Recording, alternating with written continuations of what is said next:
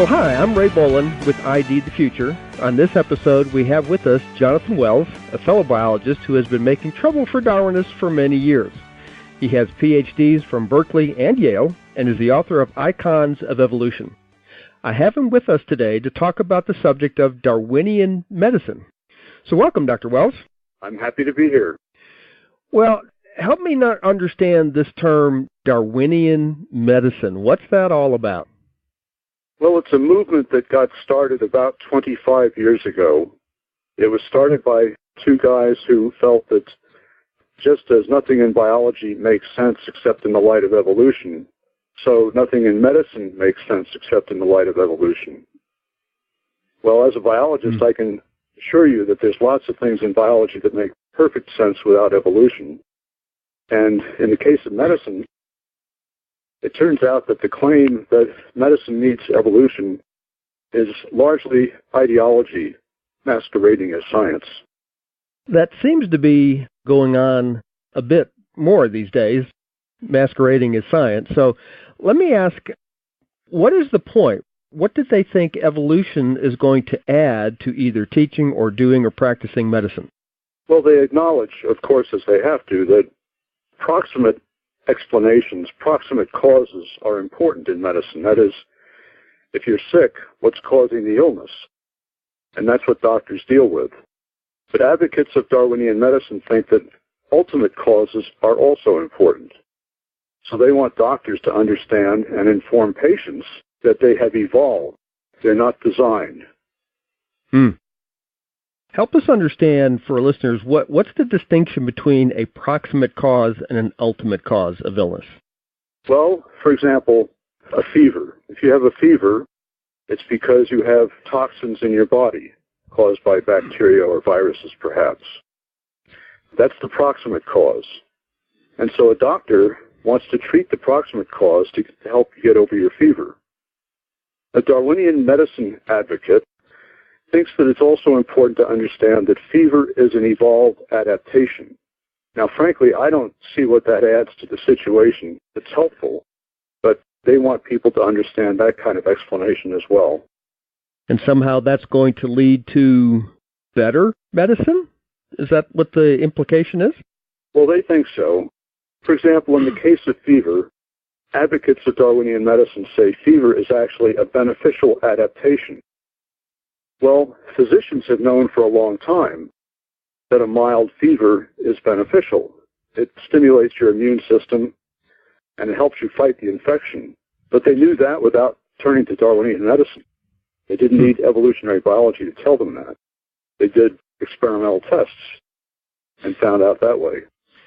Yeah, it certainly seems to me that we've been practicing pretty good medicine for quite a long time without any contribution from Darwinian theory. So I can only imagine, from my perspective, that some of this may have gotten started by the decades-old example in evolutionary textbooks about antibiotic resistance, which is clearly a medical problem. And they see that somehow as if we understand that evolutionarily, that will give us a better understanding of how to fight antibiotic resistance. Is that the idea? That's the claim. And of course, antibiotic resistance can be understood as a form of microevolution. That is, a minor change in an existing species. But evolutionary biology is not so concerned with microevolution as it is with macroevolution. The distinction was made almost a century ago by an evolutionary biologist. And what really matters in evolutionary theory is macroevolution, that is the origin of new species, organs, and body plans. And that has nothing to do with antibiotic resistance. Well, are they hoping that if we approach something like antibiotic resistance, and I understand the distinction here between micro and macroevolution, but these individuals who are pushing this concept of Darwinian medicine, are they somehow thinking that evolutionary theory will be a benefit to understanding antibiotic resistance? Well, that's their claim. Interestingly enough, Darwinian medicine advocates have argued that it would be better from an evolutionary point of view to use fewer antibiotics and stop them sooner. Now, the practice in medicine is when you give someone an antibiotic to overcome an infection, You want the patient to take all the medicine right up to the very end to make sure that none of the organisms escape it. Well, Darwinian medicine actually counsels the opposite. Whether this actually does any good remains to be seen, but most doctors certainly don't buy it. Well, I know it's certainly been my understanding for quite some time, and I teach some high school biology classes, and we're just getting into some of these concepts and ideas here. And I was just reminding students just the other day that when you receive a prescription for an antibiotic, you have to finish it. The bottle says, please be sure you finish the prescription and don't just stop because you're starting to feel better. And now you're telling me that those who are advocating Darwinian medicine are suggesting perhaps you should stop taking it earlier. Exactly. That doesn't sound like good medicine to me. No, it doesn't sound like good medicine to me either. Well, obviously, they must be gearing up for some way or some opportunity to somehow include this concept of Darwinian medicine in medical schools. Are they pushing for that in some way? They have been pushing for that for many years. Doctors, by and large, are cool to the idea of using evolutionary theory in their work, but they want to do what works. And so far, evolutionary theory has not shown its value in medicine. So to get doctors to embrace it, of course they're trying to convince doctors of that, but they're also trying to get medical schools to make evolution a required course for admission. So you can't get into medical school unless you have an evolutionary biology course on your record. They're also pushing to get questions about evolution on the MCAT, the Medical College Admission Test. They're also trying to influence funding agencies that control the funding for biomedical research to put more emphasis on evolution. So it's a sort of a top-down, we'll make you do it approach. So they're not necessarily speaking to those who are professors at medical schools and trying to convince them that this is something that needs to or ought to be included somehow in their medical school curriculum, but what rather they're trying to do is simply force pre-med students to ensure that they've taken an evolutionary biology course, or somehow, as you say, in the MCAT, include questions so that they have to have learned evolution, but not necessarily because we now know Darwinian medicine makes sense, but just because they just want to do it that way. Is that the case? Yes.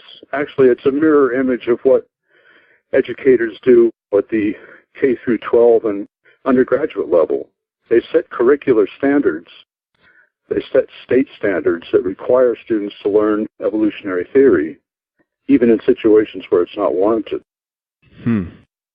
Well, what does Darwinian medicine actually contribute to medicine? It tells a story, a materialistic story about how we got here, which is totally unnecessary for treating diseases or staying healthy. They just want that materialistic story to become part of the fabric of medicine as they're making it part of the fabric of education in general. Well, Dr. Wells, do you have any idea why you think these certain individuals suddenly are starting to push for this Darwinian medicine, especially in this top-down matter? What are they responding to? What seems to be the motivation for doing this? Well, motivation is always a tough nut. I'm not sure I can answer that, but as you know, Ray, in the last few decades, our culture has turned more and more towards secularism, toward materialism, and away from religious explanations or design explanations. And I think this is just part of that tide. Well, it sounds like there's another battleground brewing, and has been for, as you say, for a couple of decades at least. And I appreciate you joining us today and filling us in on this new development of Darwinian medicine. And hopefully we'll have you on again pretty soon. So thank you, Dr. Wells, for your time today. You're very welcome. This program was recorded by Discovery Institute's Center for Science and Culture. ID the Future is copyright Discovery Institute, 2016. For more information, visit intelligentdesign.org or idthefuture.com.